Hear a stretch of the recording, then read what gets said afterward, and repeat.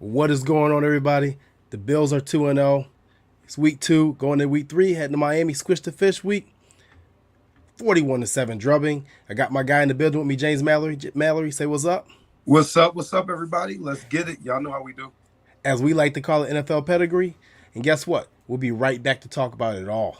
Go Bills.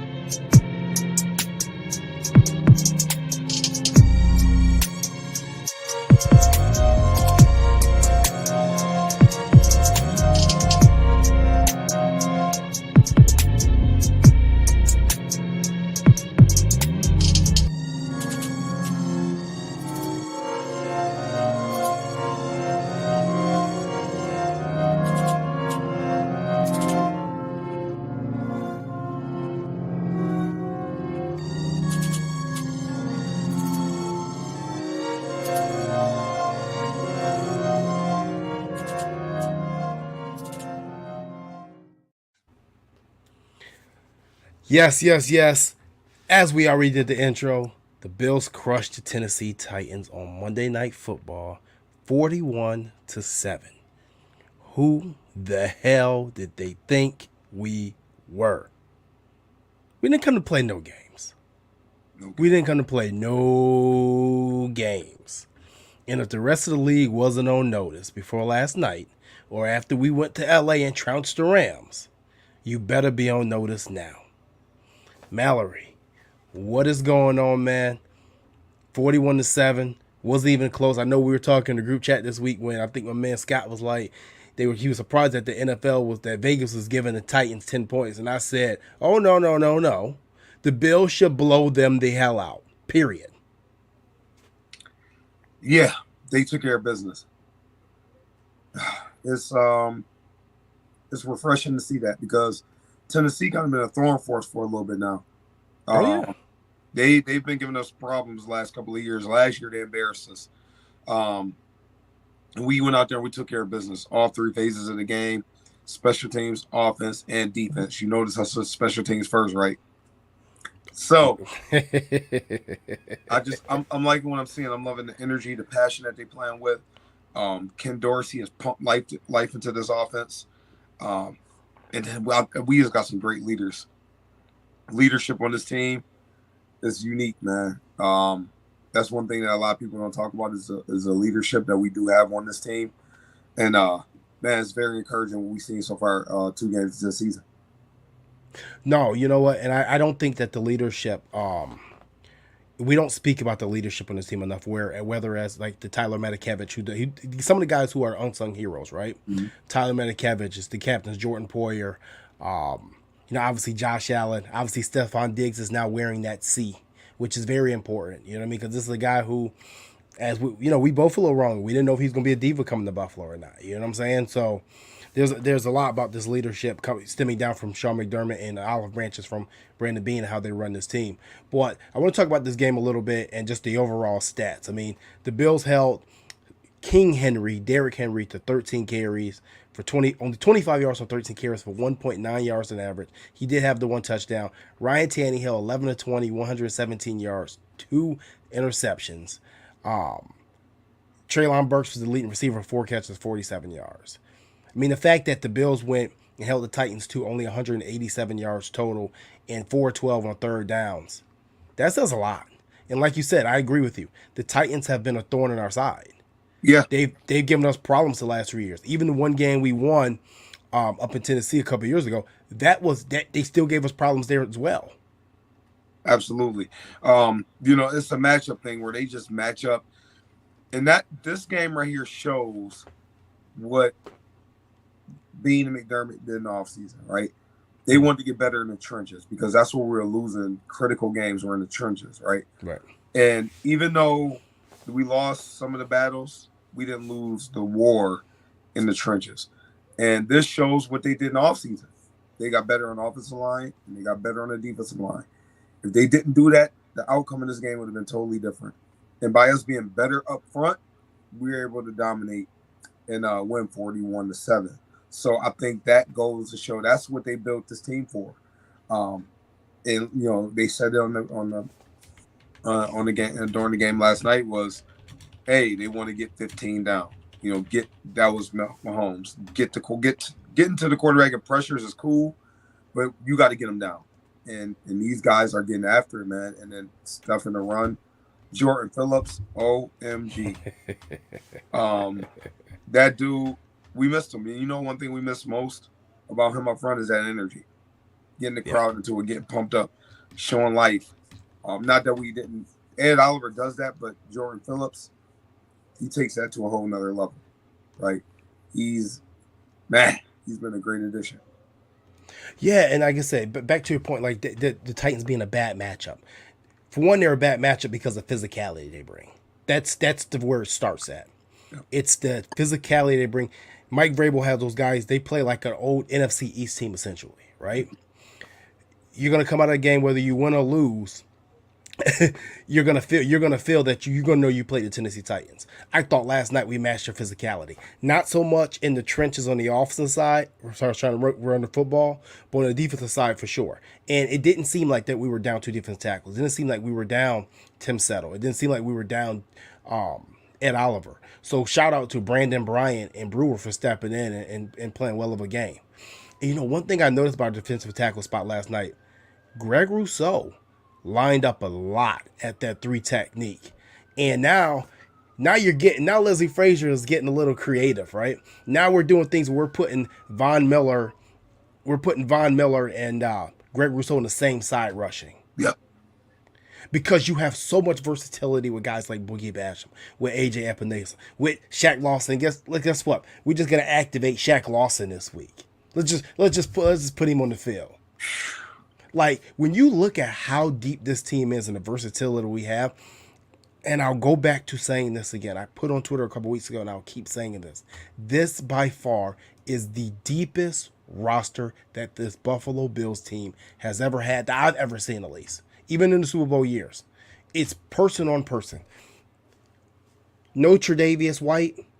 Okay, we're going to draft Kaiir Elam. We got Dane Jackson, and we got Christian Benford, who we're going to talk about him because I know Benford's your guy, right? Mm-hmm. So Dane Jackson goes down, okay? And prayers for Dane. Good thing he's walking, so prayers up for him, right?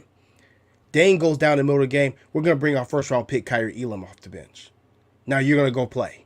So next week, if Dane can't go and Tre'Davious is not back yet, obviously, then we're going to bring Cam Lewis. We're going to activate Cam Lewis. Who's played some games too as well, right? Yep. Micah Hyde goes down. We're going to just slide Jaquan Johnson in, who's arguably, he may be able to be a starter in this NFL. That's fine. Yeah. So we're just bringing on body after body. Next thing you know, Gabe Davis injures his ankle in practice. Well, we're going to activate Jake Krumer, who Aaron Rodgers loves. He just goes out there and makes a 40-yard catch. Plays special teams. Yep. This roster is so damn deep, man. I love it. I love it. Yeah, it's the next man up mentality, but the next man up isn't so bad though, right? And that changes things, when that next man up isn't so bad. Where, think about it, like, let's think about our practice squad, right? Isaiah Hodgins. He probably, in let's say 5-6 years ago, he's a guy for us, right? And now he's a guy that we stash on the practice squad. Mm-hmm. You look at Cam Lewis. Cam Lewis can play in this league. He's not active. You just kind of look at, like you said, the depth on this roster. Man, it's awesome to have that. So when somebody does go down, unfortunately, the person that's coming to replace him, it's not a huge drop-off, right? Where that guy can hold it down, hold the fort down, and be able to give us still a chance to win the ball game. So it's just, man, it's awesome to have the depth that we have, man, and this is what we all been waiting for as Bills fans for a long time. Did I say long? I mean long time. No, I mean, like I said, I want to talk about a little bit about the performance by Stefon Diggs tonight. We're going to talk about it because he's just playing out of his mind right now. Mm-hmm. I don't know if he's taking some of these receiver lists personally because when you hear about the best receivers in the NFL, he's mentioned, right? He's mentioned. We hear Devontae Adams. You know, we hear these other names. His name is it's like it's thrown in there, but it's like, oh yeah, he's good, right? It's not like hey, that's Stefon Diggs. He may be the baddest man in the NFL at that position. Yeah. So, you know, nothing happens. Gabe Davis goes down. Say, okay, we got Kumaro going. What does Steph do? Goes out there, 12 catches, 148 yards, 3 touchdowns, right? And he has the most catches with a new team over his first few seasons. Over Wes Welker. He's broke the record yesterday, right? Yeah, he broke it. He needed 11 to go into the game. You gotta, I mean, we know that Stefon and Josh, we've seen this before. They look at the numbers. They know it. Of course, JT, you know this. You know they like, oh, he happened to have 12 catches. Oh, I didn't know that he needed a 12 to break that. Come on, man. You know, and that's something that kind of drives him, which is cool. You know what I'm saying? Something to strive for. It's not something that hurts the team. It helps the team. I mean, the targets to Stefon Diggs, it's not like he's just freestyling and making up his own thing. The man is open. He's making the proper reads, getting the ball. And that dude, man, I'm happy once again. We signed him to an extension this offseason. Because imagine if we'd have waited, how expensive it would be. After that Christian Kirk deal? After that Christian Kirk deal reset the market, it could have got more expensive. And let's be honest too. He could have put the Tyreek Hill and said, "Hey, you know what? Last week this deal was good. This week is not. It's not good right now." Mm-hmm. He didn't do that. He honored what they had negotiated because it's understanding the best fit for him. Yeah.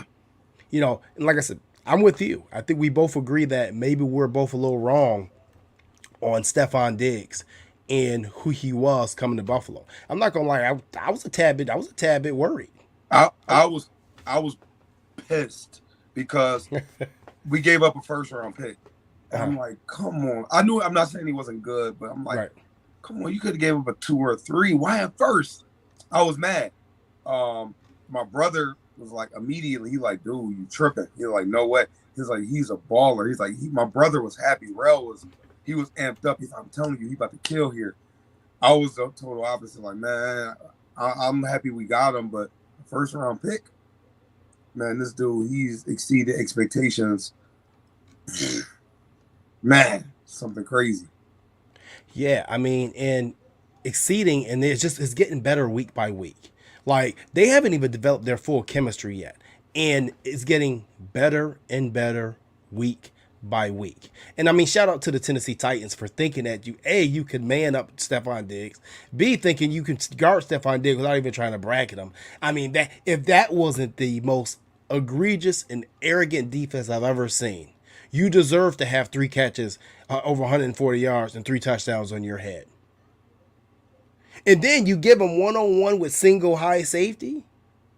Yeah, that's just lined up saying we're better than you. Try us. Well, they did. They tried you 12 times in the tune of 148 yards and 3 touchdowns. And then at that, you got young cornerbacks. Yeah. What are you thinking? Are you that arrogant? Seriously. And then after at least the first 6 catches, you choose not to change something? We're just not going to change anything. Yeah. We got this. We look at the scoreboard. We're down by 21, but we got this. Yeah, okay. I'll tell you what. That time for the Titans, Tennessee, they're no longer throwing it outside. That time is come and gone. They're in the basement of the AFC South, which the AFC South is a basement. It's just about which crab's going to get out of that bucket, essentially. It's already over. It's awful. Bad. Dude, the Jags promising, but not good. The Texans, listen, they're just getting over the massages, okay? They're still paying off the massage money. So we got to get them a little bit. We got to get them a little bit of time to rub that out. No pun intended. Oh my God. And I mean, in the Titans, right? So Titans what? 0-2? It's the Titans, Jags, um, uh, Texans, and we missing one more. The Colts, which Frank Wright's probably about to get fired. Oh yeah. So honestly, the Jags may have a legitimate chance to win that division. Yeah. That's not good. That's Wait, the Jags in first place in the division right now. Yes, they are. Yeah. I don't think it'll stay that way, but you never know. Yeah. You never know. If they run off a few games, man, you never know. Because the way it's looking, if Tennessee lose another game, right, you have to go to Willis. You got to bench Tannehill and go to Willis. Oh yeah, I mean I don't think he's ready for the NFL. But I mean, at that point in time, if you 0-3, yeah, you got to make that change. In my opinion. I mean, like I said, but going back to this game, right? I'm thinking in my head, the Bills' defense took this Derrick Henry thing personal. They took it personal. I think last year they felt that they got laughed out. I think they looked at as they see the Josh Norman stiff arm over and over. You saw Micah Hyde get ran over last year. In reality, when you go back to the Derrick Henry performance, historically he hasn't really been good against the Bills. And outside, I think was it a 60-yard run he had last year for a touchdown? Yeah, he had that long run. Yeah, he broke that long one. Outside of that long run, the numbers are actually average. It seemed like it was a lot better than what it was. It really wasn't. The Bills have been historically good, but last night they took it personal. They didn't want to let him get anything. And shout out to that boy Tremaine Edmonds. You want to talk about filling lanes, picking the correct lanes, making contact? Tremaine has had a well of a game. And I know a lot of people talk about his awareness, but he was pretty aware last night. I'm scared to death we're going to lose that dude, man. I know we are. And Bills fans talking all that trash. That's a huge void, man, that dude leave. But yeah, we'll talk about that another day. That's another conversation. Yeah. But, I mean, I don't know. It's just I thought Josh, what do you think about Josh's performance last night? I thought that he was accurate. At the beginning of the game, I thought we got Sugar Rush Allen a little bit. He was a little he was a little wound up, and I'm glad that, Sean McDermott did bring the team around, and I think he said he held him up and told everybody to calm down after that they came and played ball. We got the little sugar rush last night. I know on the one RPO where he tried to run and he threw the ball, that could have ended up really badly. Yeah, definitely. I'm just making sure this week he showed he's elite. He's the top 5 quarterback in the NFL, maybe top 3. He's elite. Period. Nothing else to talk about. That's what he showed me, and it continues to show. He's elite. Not good. Yeah. He's elite.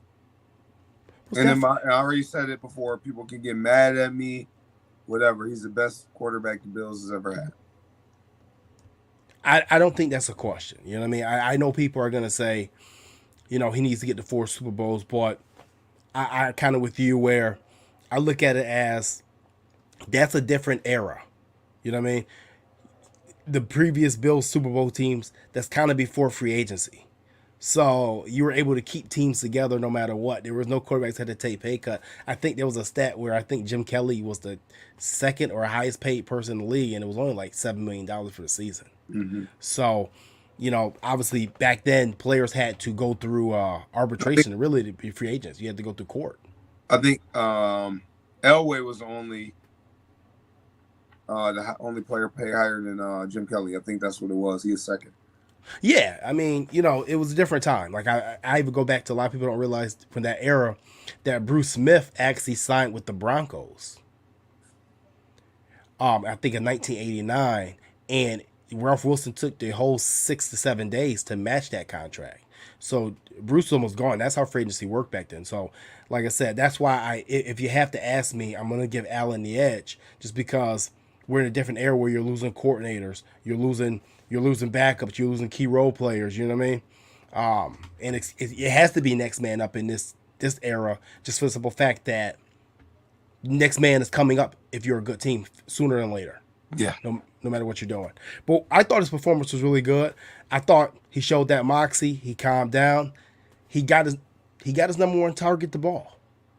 That's the only thing you ask for. If you have a Stefon Diggs, if you have a Devontae Adams, if you have a Mike Evans, if you have a true number one receiver, You have to get them the football. You have to get creative. He had to get creative last night. Tennessee made it easy for us.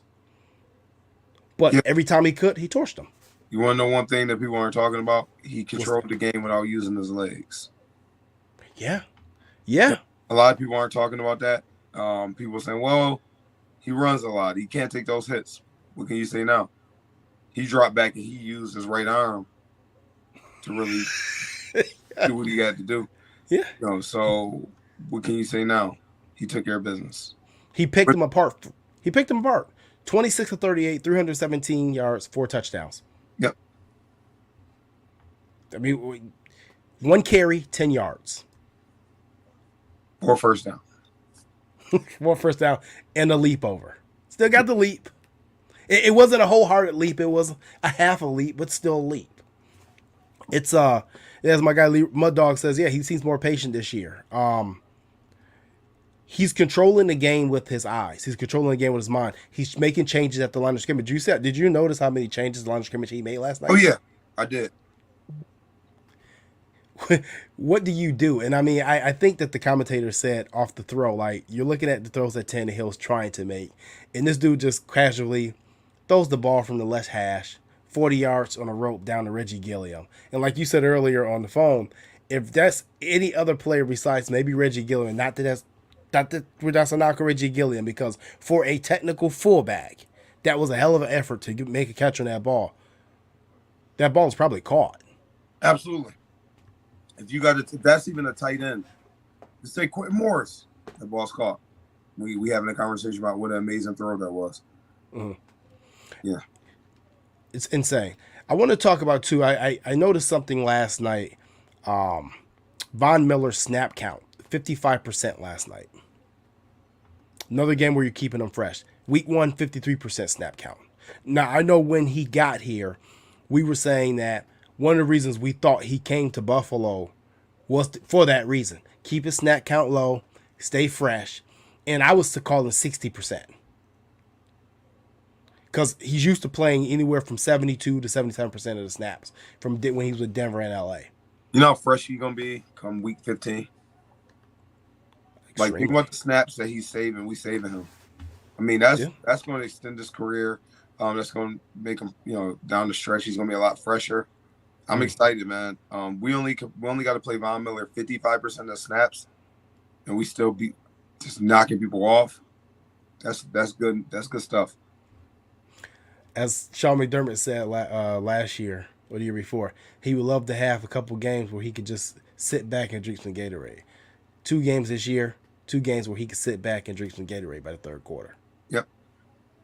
That's huge. That's huge. It's huge from a rest standpoint as well. So obviously last night we got hit with a little bit of the injury bug, something that we can honestly say we're not used to here in Buffalo the last couple of years, getting hit with the injury bug. Obviously, scary situation with Dane Jackson. I do want to talk about Hassan Haskins pulling him off. I think people mistaken something for something. I want to talk about that. Obviously, Micah Hyde went to the hospital with a neck injury. We don't know what the status of that is. They didn't really release too much on it. Jordan Phillips pulled his hamstring on the Matt Milano interception return. If you saw him fall down, I thought he just fell jokingly, but it was obviously a hamstring pull. Was that the only injury? Was that the last injury for last night? I believe that was. And actually, Mitch Morse went out the game for a little bit with an elbow injury, and Van Roten came up. But I did see Mitch Morse return, so I don't know what the status that is. With his ankle, they had to retape that ankle. Yeah, it was ankle, it was a foot. He seemed like he was fine after, right? Yeah. Okay. So, what do you think about the injuries and just the depth of this team overall? And honestly, out of all these guys, I'm assuming who you think's the worst loss if one the guy can't play next week? Is it Mitch Morse or is it Micah Hyde?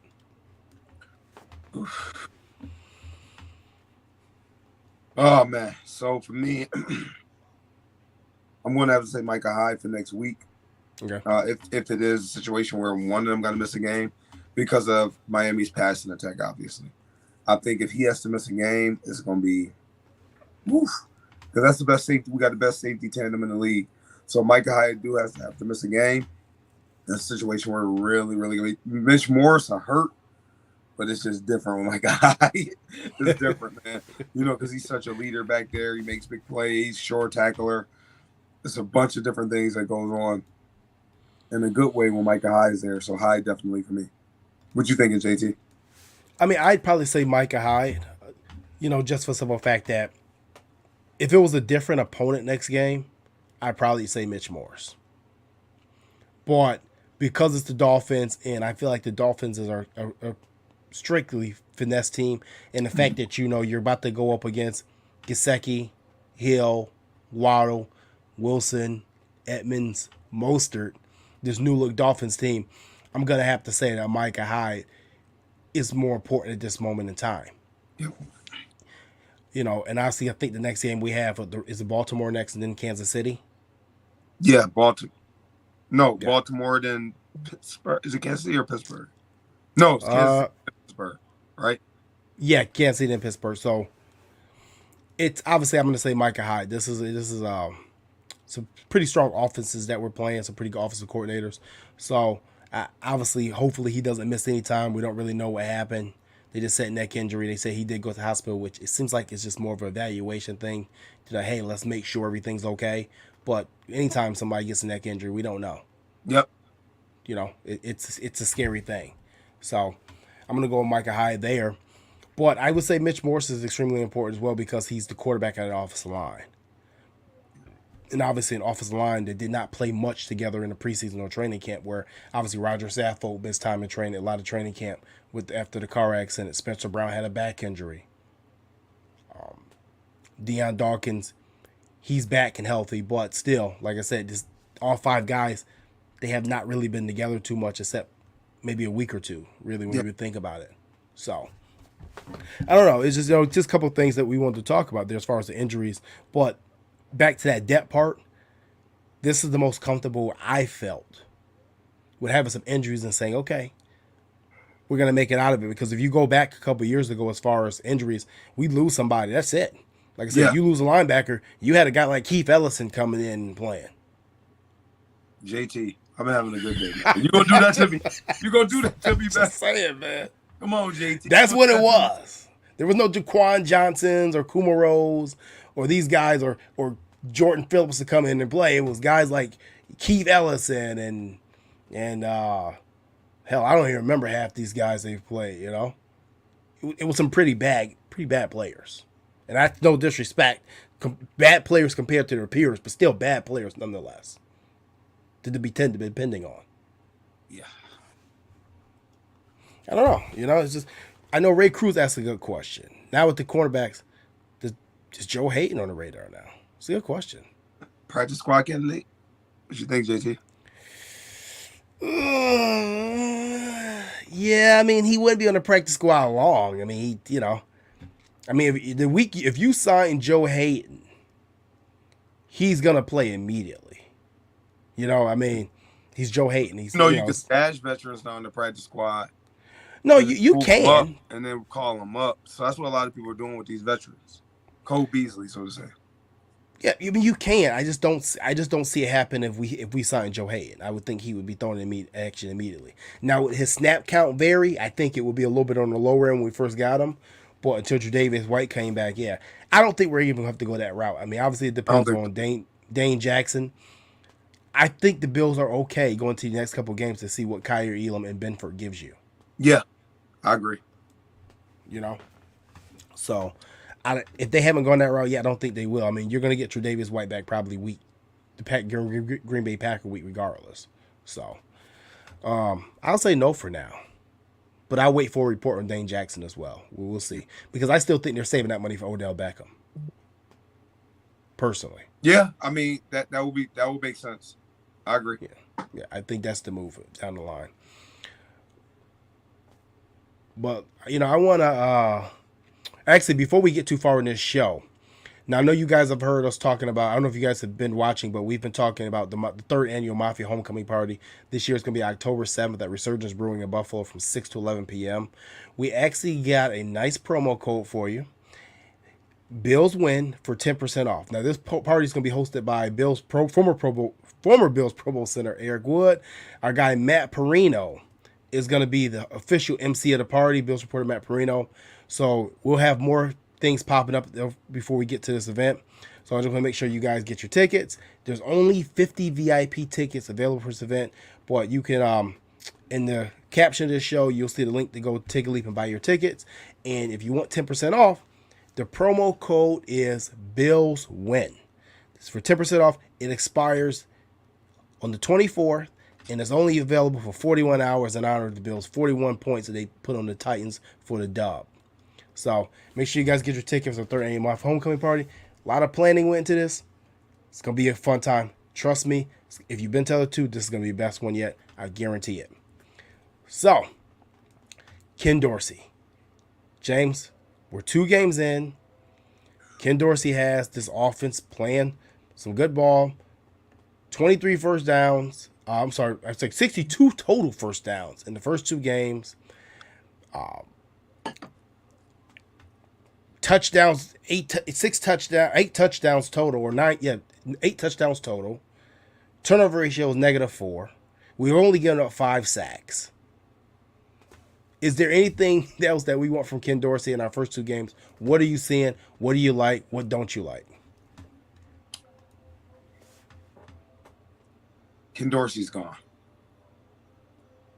Somebody's gonna snap him up really freaking quick, like really, really quick, man. He's I've been calling for him to be the OC for a couple of years now, because of his creative mind, being at the U, playing with those players. I figured he would have quite of an imagination with the ball. I'm excited about that. I'm very excited about what he has brought to this team, right? Where you're using the fullback. Reggie Gilliam is a part of this offense where he's able to spring big blocks, and you're getting the ball into Diggs' hands. You're finding different ways, different formations. You're motioning things. Josh has more control. I really, really like what I see out of Ken Dorsey, and I can't really say I'm surprised. I knew this would come because I figured he would be pretty successful. So, man, he's doing a damn good job. Yeah. Period. I mean, last night, let's just think about this, right? We found a way to get not only Stefon Diggs, Jake Kummerow got the football, Jamison Crowder got the football, Isaiah McKenzie touched the football, Dawson Knox touched the football multiple times, Quentin Morris touched the football, Zach Moss touched the football, Devin Singletary, Reggie Gilliam, and then we finish it off with James Cook at the end of this game. Okay, we're finding ways to get everybody, every weapon we have involved in the game. That's something that we did not previously have under Brian Dable.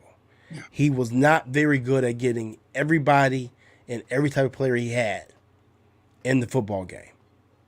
They said something during the broadcast last night which spoke volumes of Ken Dorsey. Ken Dorsey's on record for saying one of the things he wanted to do with his offense was bring formation versatility, which we saw multiple different sets last night. We saw multiple 2 running back sets. We've seen that the first 2 weeks. Some sets with Singletary and Moss. Some sets with Moss and Cook. Some double tight end sets. Some sets with McKenzie and Crowder. We saw McKenzie line up in the backfield yesterday 3 or 4 times. Why is he getting the best out of these players? What's making him so different that he's able to get everybody involved and in spots that those players are comfortable with touching the football and trying to make plays? Well, he has a creative mind, and 2, he's trusting in the players, right? He doesn't get caught up in, okay, I know Diggs going to make the play. I know Knott's going to make the play. So if I'm in a crunch, those are 2 I'm looking for. Yeah, that makes sense. At the same time, you have to trust the other guys on the field. I think just trusting them and putting faith into them. And I think that's really working for him because players know when you trust them and whatnot. And I believe he trusts those players with that creative mind. He put things out there and give them the opportunity to make plays. It's just crazy to me because outside of James Cook, this is pretty much the same players we've had the last couple of years. Add in Crowder, but take away Beasley, right? You know, add in Cook, but reality, you kind of had someone similar to him in what's our guy there that TJ Yeldon. TJ Yeldon. and we could never find a way to use him under Dable. This offense looks so different, and it's to the point where, as a defense, I don't know how you prepare for it because as physical as the Titans came out on defense last night, I felt like if we had a Brian Dable as the offensive coordinator still, that game would have been a lot closer than it should have been. Absolutely. Talk that talk. You know, I do. I think it would have been a lot closer than it should have been. And for whatever reason, Dable never matched up well with physical defenses. Where Ken Dorsey said, okay, you're going to do this, I'm going to do that. And then when I'm done, at the end of the day, I'm going to rack my papers up with a smile as they put in the broadcast, and I'm going to get ready to go celebrate with my team. He's taken Josh Allen to that next level. And this is not a knock on Brian Dable, because Brian Dable did a very good job. Maybe he doesn't get enough credit for kind of developing Josh. And as I see Daniel Jones look a lot better in New York, okay, that leads me to give Brian Dable a little bit more credit than I did previously. But Ken Dorsey is just taking this to a whole different level. And this is why we keep saying, enjoy it right now, because we're getting 1 year of him as offensive coordinator, and someone's going to give him a head coaching job. And the reason he's going to take a head coaching job next year, because there's probably going to be some damn good jobs out there. Yeah, it will be. And I guarantee you it's at least 2 teams in the league right now that got him number 1 on their list for candidates, head coaching candidates.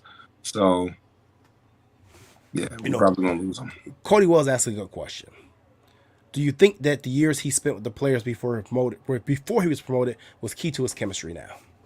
Absolutely, because you know you get to know you get to know your people, you get to know what they thinking, how they felt about Dable, how they felt they could have been utilized. He took all that in, and then sitting back watching, you're able to be like, okay, when I'm the OC, I won't do that. When I'm the OC, or I am going to bring that on board. I'm going to do this, so you can kind of sit back and just dissect things and see what works, what won't work. Especially if most of these guys are dudes you had in the past. You can just know how to implement things and go from there. And like I said, it just goes back to putting guys in the correct positions that they can succeed and where they're comfortable at, and you can tell they're comfortable. But I still say there's room for improvement, right? If you had to give him a grade right now, you guys can play along with us in the chat. If you had to give him a grade right now, what would you give him for the first 2 games so far? A-. Okay, I'm with you. Same here. Why? I'm going to give him an A- because versatility. There's still a lot. You haven't. I can't give him a full out strong A or A+ because they haven't been really tested yet. We're back against the wall. Got to make a crucial decision. The game is tied. It's 3rd and 6. What's he gonna do? We haven't seen that yet, and we don't want to see it. Let's hope we don't see it. I mean, we just dogging people, but I want to see how he handles things in those type of situations. I'm with you with the A-. Now, personally, I do think that we have seen a couple of situations where it was tight and we had to get some movement on offense. Where I thought coming out of halftime in the Rams game, we needed to get some separation, and we did. And the same thing last night. Going to halftime, we needed a little bit of separation. We got it. It's like after he got from his first couple of game plan scripts and he started calling plays, it was like, bang, everything's good. Bang, this is good. Bang, this is hitting. You know what I mean? He's calling his shots at the right time. Yep. What I think is huge as offense coordinator. That's part of the game. It's trying to find where you call your shots. I also think last night, I'm actually happy he went away from the running game. I know my man Mike Beck says he banned the running game Singletary a little too quickly, which I know we both are proponents of. We wanted to see Devin Singletary get more touches, right? I'm actually happy he abandoned the running game when he did last night, because I thought if he didn't, it would have been forcing the issue for no reason. The Titans were keying in the running game for whatever reason. I don't know why in God's green earth you would do that, but they did. So I'm happy he didn't abandon it. He did abandon it last night, to be honest. Yeah, so when a good OC is going to take what the defense gives you, right? So they're going to take away the running game, right? You got one of the best route runners and one of the best wide receivers in the league, one-on-one with a rookie. Look, we got to talk about that. Like, really? Like, you going to stick with the run game when you got a rookie corner lined up with one of the best to do it? Come on now, ain't that much to talk about. It was just, I mean, I go back to the point where The Titans' arrogance and stupidity. It was like 60% of them getting their asses beat in the ground last night. Yeah. Like that, like the fact that you just disrespected Stefon Diggs like that just made zero sense to me. And it also adds up to the point where, well, maybe that's why you disrespect the AJ Brown in contract negotiation. He's over here catching balls in Philly. And why you had no number one receiver to go to last night. Yeah. None. So I think that proved too last night. You have to have a number one receiver in this league. Yeah, you have to. You have to have that reliable guy that's gonna come through in the clutch for you. 3rd and 8, and big plays. You need that guy. No matter what people say, you gonna need that guy. Right. But you know what? Kudos to Ken Dorsey for his first 2 games. He gets a little taste of the division game next week. It's gonna be interesting how he calls Miami. Miami they can put up points. Like I said, they had a crazy comeback this week, and claps to Miami. Kudos to them for the game that they had against the Ravens. I know a lot of people don't want to give credit to Tua, but you know what? I'm going to give the guy credit. Yeah. Hell of a game. Anytime you throw for 469 yards and 6 touchdowns in an NFL game, that should be applauded. Yeah. So I'm going to give the guy credit for that. But we've had more success than we needed to against Tua since he's coming to the NFL. But obviously he didn't have Tyreek Hill. He didn't have these guys he got with Edmonds and Mostert. But it's going to be interesting to see what we do and how Ken Dorsey calls that game going against Xavier Howard, things as such. Assuming Xavier Howard's going to probably follow Stefon Diggs next week. Mm-hmm. But no, man, I'm thoroughly pleased.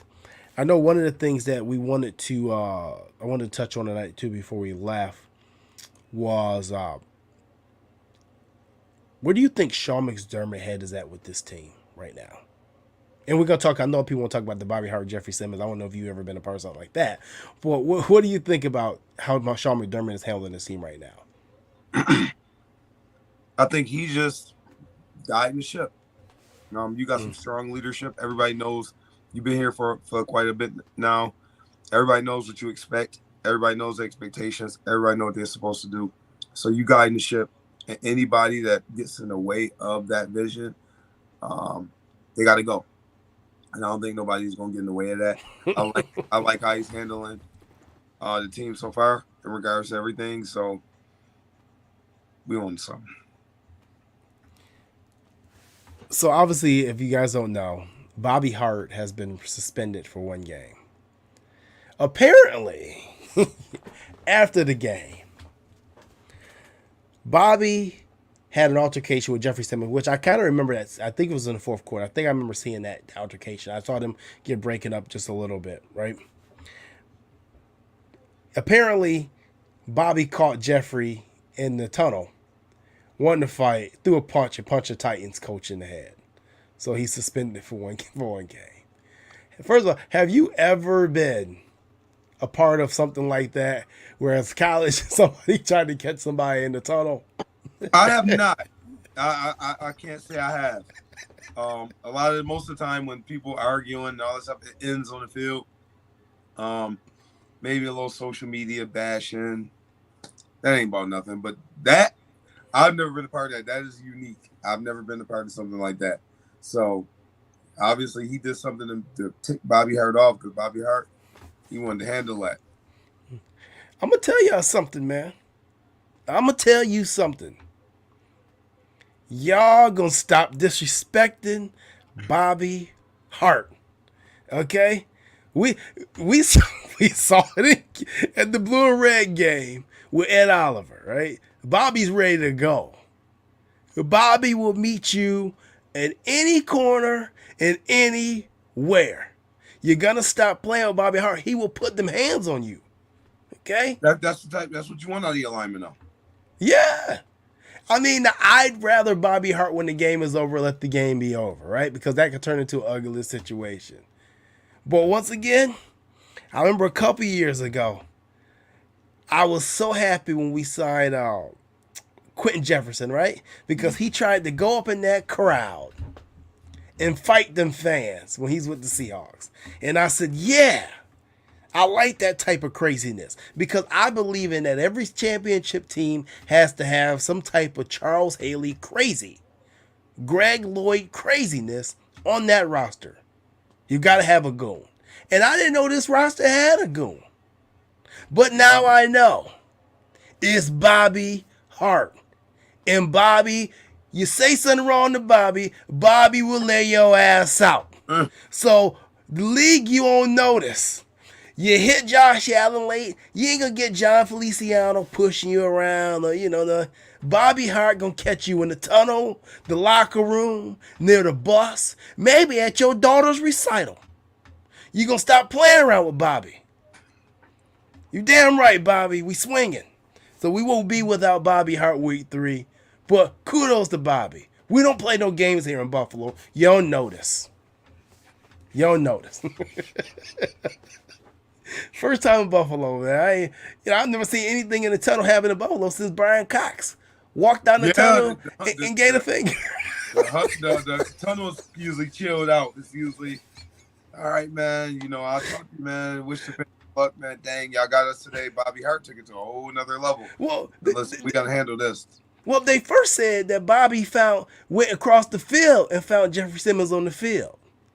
Coach, I was confused at first. Well, I guess the story goes he went across the field first after the game was over to find Jeffrey. So something had to be said, right?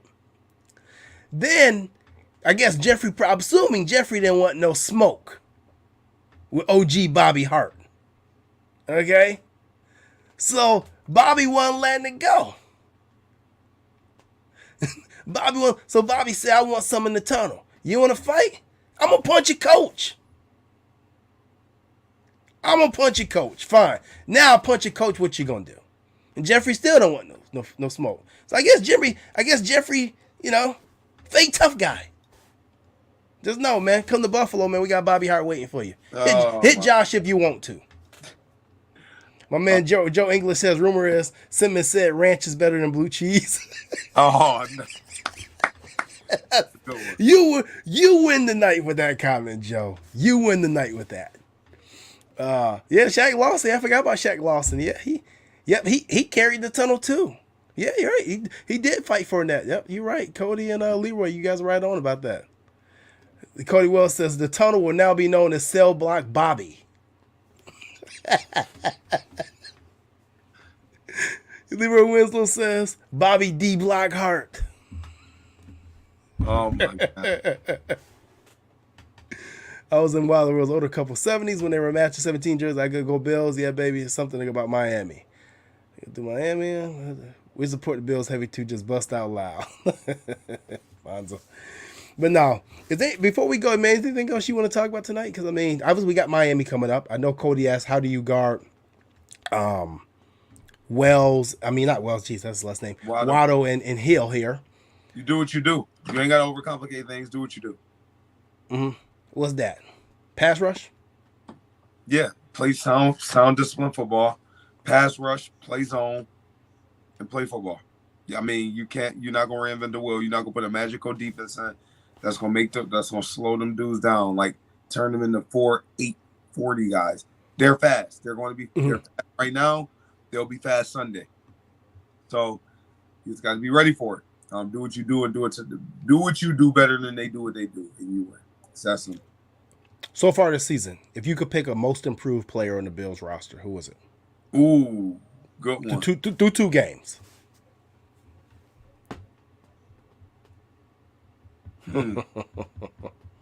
Russo? Yeah, man. Yeah. And that's not who I was thinking. But absolutely. Yeah. Absolutely.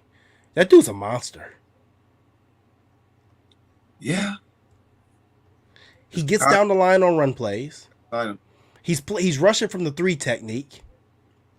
He's rushing from the 3 technique on the defensive line. He's rushing for both sides on the defensive line. Yeah. Oh, my God. I was just thinking last night about that. I'm like, you know what? Brandon Beane is really a genius, right? So when it's time to opt out of that Von Miller contract, because you're probably going to opt out after the year 3, right? It's going to be time to play Greg Rousseau. So you're Well, just going to what reallocate the money. happens if Von Miller's still playing at a high level, they'll either extend that contract and soften that blow, the cap blowout, or he'll agree to new terms on lesser and take lesser money, take a pay cut. Well, that's if Boogie Basham and Epinesa aren't playing at a high level. Because that's another element we have to add into that. Both, Yep. every time we see Basham, we see that Basham action 2 weeks. I love guys who can find the football. I know you as a coach, you tell guys all the time, find the football, find the fumble, grab the interception, tip drill. And last night on that Jordan Poyer interception, great tip drill by Micah Hyde. That's just how it's coached up when we do it in practice. Absolutely. And the tip, it's diagonal. Great tip drill there. So I don't know. If I had to go on, I didn't think about Rousseau. I was actually thinking Edmonds. Boy, as you say that, I have to agree with you. But Edmonds needs a round of applause too. I mean, oh yeah, he's sniffing everything. Leroy says, as Edmonds says, because the DT is playing better, it's letting the middle linebacker do what he's supposed to do. Keep letting him float him tackle. You said that all offseason. yeah. He won't get much help up front, so he's getting that now. It's showing. Right. So, any bold prediction for? Actually, I mean, we got time. We may fit. Maybe we'll fit another Bills Dolphins show. I don't know. Maybe we'll fit one in before the game. Any bold predictions for this Bills Dolphins game? Bills win by 20. By 20, I can see that. I'll go with that. I'll double up with you on that one. Bills won by 20. And actually, I think last night there was some type of record. The Bills have won, was it 8 straight games by 20 or more? Something like that. Yeah.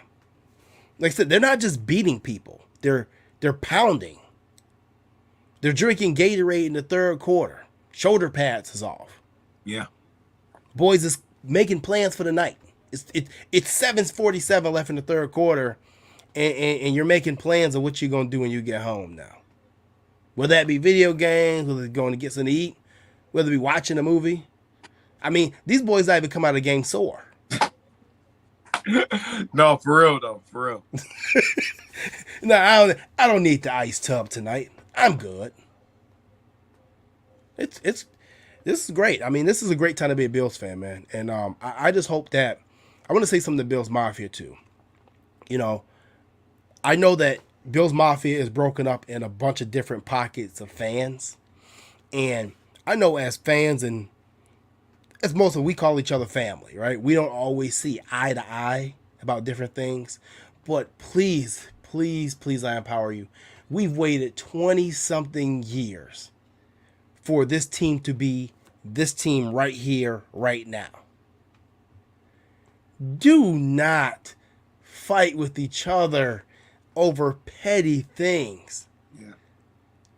Take this all in and enjoy this ride. We've come too far together through too many bad years to be petty and fight over just careless, as I call it, excuse my language, dumb shit. Yeah. Enjoy this ride. Come together. Because you never know when this ride ends. Especially in the NFL. These can be one-year rides or short-lived. Look at the Bengals. About 6 months ago, they were in the Super Bowl. Now, they're 0-2. Just that quickly, things can change. So please, just enjoy the ride. Let's get along. James, any final thoughts before we go? Final thought is, Bills, keep doing what you do. No need to try to reinvent the wheel. Do what we do. Leslie Frazier, stay true to yourself. Ken Dorsey, stay true to yourself. The special teams, keep balling out. And we don't have another discussion of Bills dominance next week, JT, if that stays true. Okay, I tell you what. Since I'm co-owner of the Mafia Homecoming Party, right? If the Bills win, this is on you, James, right? This is on you, man. Yeah. If the Bills win this game by 20 points or more, I will release a flash promo code for 20% off the Mafia Homecoming Party tickets for 3 days following the Bills game. Mark that down.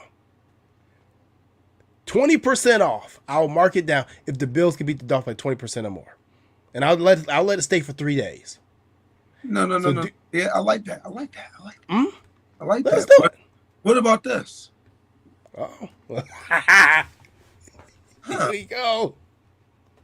We could do that, JT. Uh-huh. But also, if we can do something with live viewers, if the Bills win by, what was the number we just said, 20? 20%. 20, 20, No, 20 each, no, 20 points. win by how much? You said they win, period, or if they win Yep. by number? You said by 20 points. Okay, if the Bills win by 20 points, Mhm. I'll buy somebody a ticket.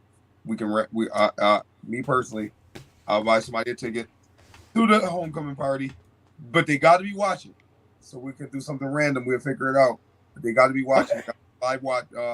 Watching live during the show. I'll give out one free ticket. I'll buy I'll double it. I'll match it. I will be 2 tickets. 2 tickets free. It'll be 2 tickets because I'll buy one, you buy one. Got it. Cool. We can do that. And like I said, if you guys don't know what the Mafia Homecoming Party is, this party that I throw my guy Dan Gambino every year. This year, just so you people don't know, the ones who don't know, it's the 3rd annual Mafia Homecoming Party. It's going to be 4 hours open bar. There's a bourbon tasting. There's also going to be a barbecue buffet. It's hosted by Eric Wood. And Matt Perino, the Bills reporter, is the official MC. Like I said, it's going to be a great time. And we're probably still going to add more stuff. So just stay tuned on that note. We're going to be adding more. Trust me. We're not done yet.